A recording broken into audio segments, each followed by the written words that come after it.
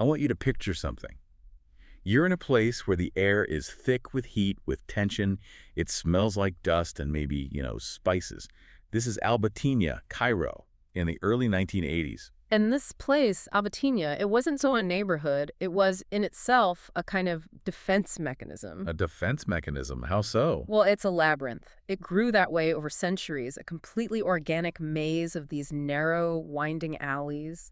Sometimes, barely wide enough for one person to squeeze through. Right, and for years, the anti-narcotics police would launch these huge, very public campaigns to try and stamp out the drug trade there. But they always failed. They failed because of the geography. I mean, think about it. A police car, which is the backbone of any real raid, it gets slowed to a crawl. Sometimes it just gets stuck. And that delay, even if it's just a few seconds, that's everything. It's the whole ball game. It gave dealers just enough time to dump their stash, melt back into the buildings, and just disappear. Wow.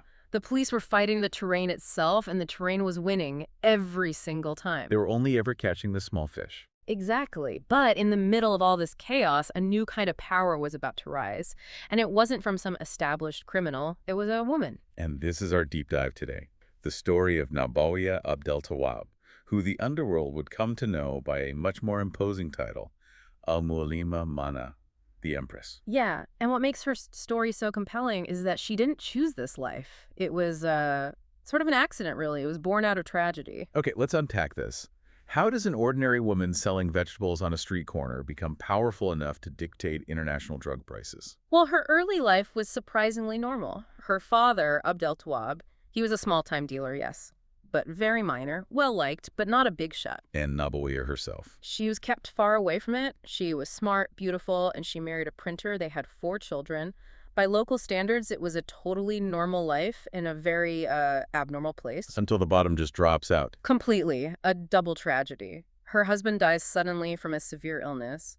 She's now a single mother of 4, and then almost right after that, her father passes away. Wow, so she's completely alone. Facing financial ruin, she had no safety net. So she does the only thing she can think of, the quickest way to make any money at all. She starts selling fruits and vegetables from a small stall. Just to feed her kids. Just to survive day to day. And this is where timing, as always, is everything. At this exact moment, these long, intense police campaigns finally pay off. They manage to arrest all the major drug lords in Al-Bataniya. So the whole power structure is just gone. It's a vacuum. The old empire had crumbled, not from a rival, but from the police. And into this vacuum steps Nabawiya. So the environment was basically primed for a new leader. It was. And one of the few big dealers left, a guy who had respected her father, sees her situation, he sees how smart she is, how desperate she is, and he makes her an offer. Forget the vegetables. Forget the vegetables, sell hashish, just small amounts retail. For her, it was pure necessity meeting this one, single opportunity. And this is where it gets interesting, because she doesn't just become another dealer, she changes the entire game. Immediately. She agrees, but she innovates. She'd watched her father's small business, and she understood the one thing that all the big players missed. Which was? The addict's #1 demand wasn't just getting the product, it was quality. She insisted on selling only pure, unmixed hashish, and she sold it at the lowest possible price. Quality and affordability. Yeah. In a market known for, ripping people off. Exactly. It was revolutionary. Her reputation just exploded. She was building a brand, believe it or not, based on trust. And you said something earlier about that focus on quality, that it would become a problem for her later. It becomes her greatest vulnerability. Her absolute dedication to quality is what eventually brings her down, but we'll get to that. Okay, so this initial success allows her to expand. Rapidly. She moves beyond the confines of Al-Bataniya, sets up a new Bataniya in another area, and she's not just doing retail anymore, she moves into wholesale. Big time. This is the birth of her new identity. This is when Nabiya Abdel Tawab, the vegetable seller, disappears. And in her place stands Al-Mu'allima Manna'a, the Empress. But her real genius wasn't just selling a better product. It was the infrastructure, the security she built. That was the core of her empire. She knew the police raids would keep coming, so she created a new kind of defense system. She called them Al-Nadragiya. Which means the watchmen. Oh, watchmen. And their job was simple. Surveillance. Constant, relentless surveillance. They'd patrol the surrounding areas, the main roads, every possible entry point. So they were basically an early warning system. But why couldn't the police just arrest them? Because they never touched the drugs. They weren't dealers, you see. They were intelligence operatives. The moment a police car was spotted, an alert went out. So her dealers had minutes, not seconds, to get away. It completely changed the game. It made a surprise raid impossible. But the next layer was even smarter. Inventory management. She didn't keep the stash nearby. Never. She had a network of remote, scattered warehouses. Their locations were known only to her most trusted inner circle, so the police could raid a dealer, arrest them, but they'd find almost nothing. They were catching the employee, not the product, not the capital. It's a brilliant way to break the chain of evidence. Absolutely. By the early 90s, her power was absolute. She wasn't just part of the market, she was the market. She set the price and the quality standard for all hashish coming into Egypt. And this power went beyond Egypt's borders, right? I mean, she was dealing with international suppliers. Yes, and they bowed to her authority. The big dealers from Lebanon, from Morocco, the major supply hubs, they knew if they wanted access to the Egyptian market, they had to go through her. So how did that work? They had to get her approval. Literally. They had to submit samples of their product to Manna'a for her personal inspection. She would test it, and only if it met her standards would she approve the shipment. Then she would set the price and the quantity allowed into the country. She would reject entire shipments. All the time. If she thought it was impure, it was sent back.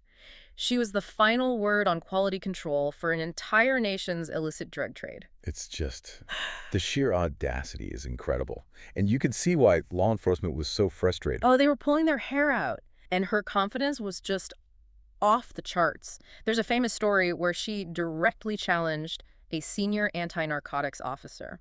What did she say? She told him that if he ever managed to find her hidden warehouses, she would personally commission a solid gold statue of him. Wow. That's not just confidence, that's arrogance. And on top of all this, she had the community on her side. She had a local shield. She was known to be generous. She'd help families with their problems, pay for medical bills, She built genuine loyalty. It wasn't just fear. People actually liked her. No one was going to inform on the woman who was helping keep the community afloat. So how do you even begin to take down an operation like that? It's not just a criminal enterprise, it's woven into the social fabric. A conventional raid was useless. They knew that. Brute force wasn't the answer. They needed a plan that was as smart, as deceptive as she was. An infiltration. A very, very clever one. They got an officer to go deep undercover. He posed as a powerful Lebanese drug merchant who wanted to set up shop in Egypt. And of course, he claimed he needed the blessing of the Empress to do so. It's the perfect bait. It plays right into her ego, her control. She took it. She was so confident in her system, she couldn't resist the chance to vet a new major player. But true to form, she demanded one thing before agreeing to any partnership. Let me guess. She needed to see the product. She needed a sample. She had to personally test the quality, and that right there was her fatal flaw. The very professionalism that built her empire was about to destroy it. So they set up a meeting for the sample delivery. They set the time and the place, and they arrested her at the exact moment she was physically receiving that small sample. That was it. That was the direct link they needed. Just a tiny piece of evidence. But it was enough. It directly tied her to possession. The news of her capture sent a shockwave through the entire region. The Empress was caught. But did they ever find the warehouses, the ones she'd offered to build the statue over? Nope. To this day, they never found them. Her logistical system remained a secret.